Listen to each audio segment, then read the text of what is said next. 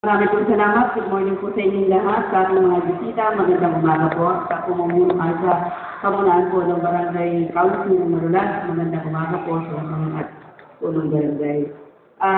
Ipaalala ko lang po na sa darating na October 17, ating naman pong ipag-iwang ang SOPA o ang Barangay Address, State of Barangay Address sa pangalawang pagkakataon po ng taong ito. So, sana po, inaasahan namin na kayo lahat ay dadalaw sa araw na yun. So, maraming salamat po. Maraming salamat. Tawagin naman po natin ang ating tresorero, Ino Montalvo. Salamat, Paring Leo. Magandang umaga po sa inyo lahat. Morning! Lalo na po sa ating mga magigiting na bisita ngayong umaga. Po dahil sa kanila, napakalaking tulong po ng kanilang ginawa. Ngayon po umaga siguro,